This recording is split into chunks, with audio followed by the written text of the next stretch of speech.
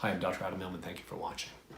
Abraham Lincoln's Gettysburg Address, Russell H. Conwell's Acres of Diamonds, and the riches contained within you and all around you. 2 days ago, November 19th, 2023, marked the 160th anniversary of Lincoln's monumental speech that became known as the Gettysburg Address.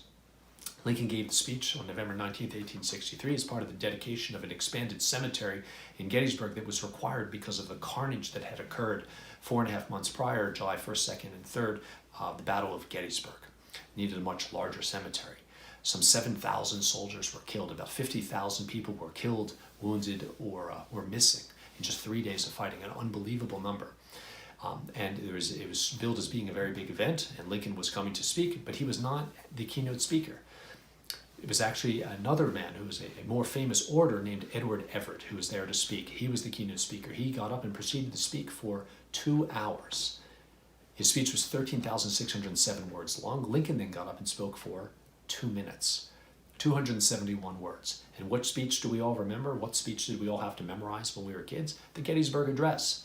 So even though Everett spoke for 2 hours, Lincoln's speech became the more famous. And Everett realized it at the time. He said, "I should be glad if I could flatter myself that I came as near to the central idea of the occasion in 2 hours as you did in 2 minutes." Lincoln was able to convey the message of what it meant to be there better in 2 minutes than Everett did in 2 hours, which is unbelievable. The speech is considered perhaps the most famous speech ever in American history, perhaps for sure one of the most famous. And one of the reasons it's so famous is because it tries to harken back to the beginning of the country, the dream of America. He says 7 years ago, which is not at the time of the Constitution, it's the time of the Declaration of Independence. The Declaration speaks of that all men are created equal. And that's what Lincoln believed, and that's what some of the founders at the time believed, although not all of them did. And unfortunately then we were stuck with this plague of slavery because the southern colonies, in order to agree to join the newly formed country, in order to fight England and become an independent country, it said they insisted on keeping their slaves. And so this was a problem, unfortunately, a huge can that had to be kicked further and further down the road until eventually it explodes in the Civil War in 1861. And Lincoln thought that it was his goal, not only just his goal, but his lifelong quest and responsibility to end slavery in America. And he accomplished that and lost his life soon after Lee surrendered. But he saw that as his goal. And he saw the ending slavery as the promise, getting back to what was the dream of America, that all men are created equal. We still haven't quite gotten there to this day, but certainly from the Revolution until the end of the Civil War, made an enormous leap at the cost of hundreds of thousands of lives, some 700,000 Americans dead. And which it was about 2% of the population, which would be about 7 million Americans dying today in 4 years. But Lincoln saw the promise, so he was willing to pay the price.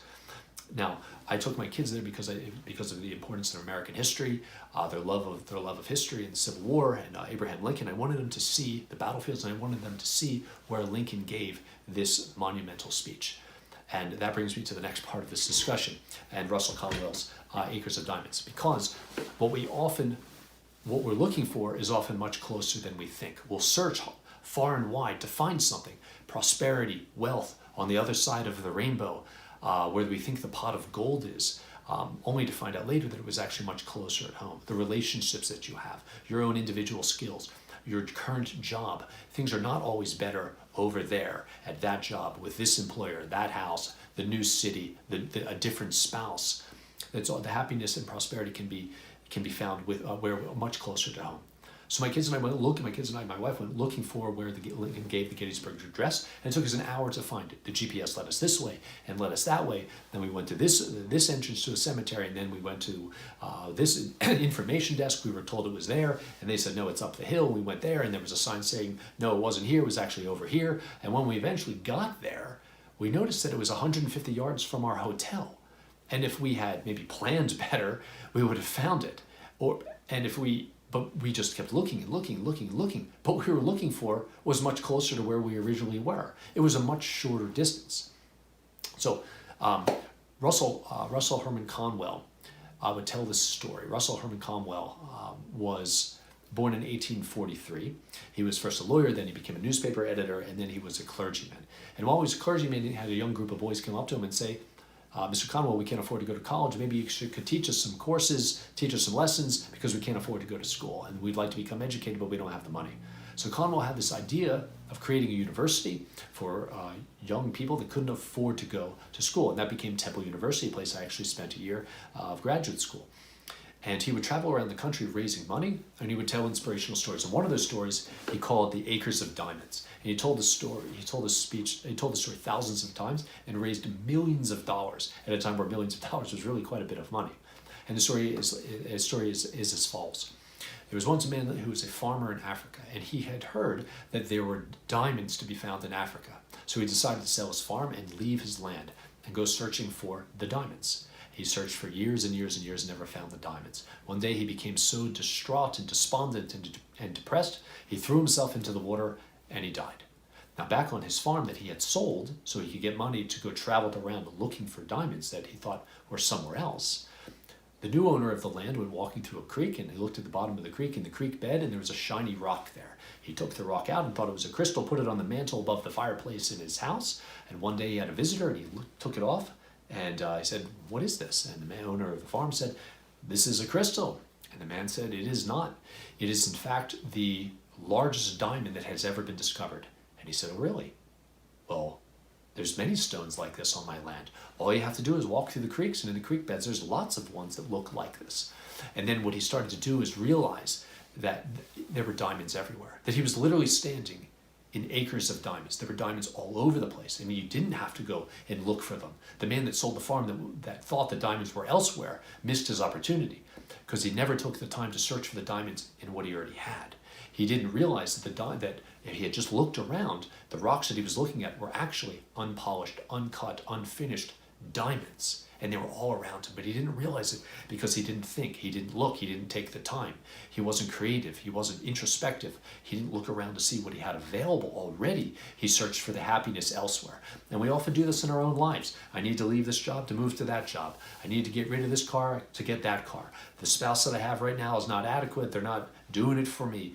They're not meeting my needs, and I need to get what I want, and they're not. So I'm going to leave and go find happiness somewhere else. With a job, same thing. I got to move to a different job. I got to move to a different city. I got to move to a different state, and then I'll find the prosperity. Then I'll find the diamonds over there. But if we took more time to look at the opportunities with our own level of employment now, our own job, become more creative, learn new skills, become more valuable to the marketplace. Think about what I could do for the current customer. What is not being done for the customer that I could do more? What is the company not doing that we could do? How will my job be in the future? And then maybe we could bring that future to the current. How will my job change and get better in the future, 10, 15 years from now? And how could we maybe bring that to the current situation? Are there skills that I could learn to make me more valuable? How could we function differently, more efficiently? What do I even know about my job? What do I even know about the industry, the history of the company, the history of the field, the demographic, the customers around me, the employees, the other employees that are here? What's not being done? How can we get better? How can we become more profitable? And then you could find the prosperity from within what you already have by just becoming a little bit more creative. Not following what everyone else is doing, but becoming more creative.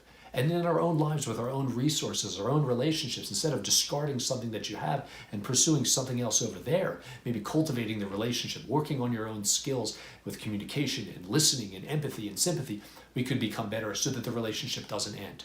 And instead of being jealous of everyone else's skills, if I had that guy's brains, if I had that guy's intelligence, if I could speak like that guy, if I knew this, then I could have the happiness and prosperity that person has. Each one of us, inside of us, has unique skills, unique potential, creativity that's not being tapped. We have literally acres of diamonds around us and within us, but they're unpolished, and they need to be polished and cut and finished, and then they can become the diamonds that we search. Instead of wanting what someone else has, their physical possessions or their intellectual capability or other capabilities, we have things within us that are not necessarily the same as what someone else has, but are unique and need to be cultivated. But unfortunately, we ignore them, we reject them, we dismiss them. But what we don't realize is that the potential within us, the creativity that we have, the intelligence that we have, far exceeds anything that even the most sophisticated computer or iPhone or Android can do. Human beings have things that no other animal has. The ability to think, the ability to create, the ability to wonder, to dream, to plan a goal, to work to achieve that goal. And rather than neglecting or disregarding or dismissing our own capabilities, realize that within you have these You have these acres of diamonds, but they are up until this point, they may be unpolished, unfinished, raw, and need to be cultivated. But we can do that if we focus on what we have and how we can make it better, whether it's in our own personal lives, in our relationships, and at our job, our current employment state. The happiness is not necessarily elsewhere. It can be cultivated from where we are right now and really become something much more wonderful. So when my wife and I and my kids were searching for the Gettysburg Address location, it was actually very close to us, but we didn't realize it. It reminded me of this story, that we go looking for happiness somewhere else when the happiness and prosperity may be much closer at home. Thank you very much for watching.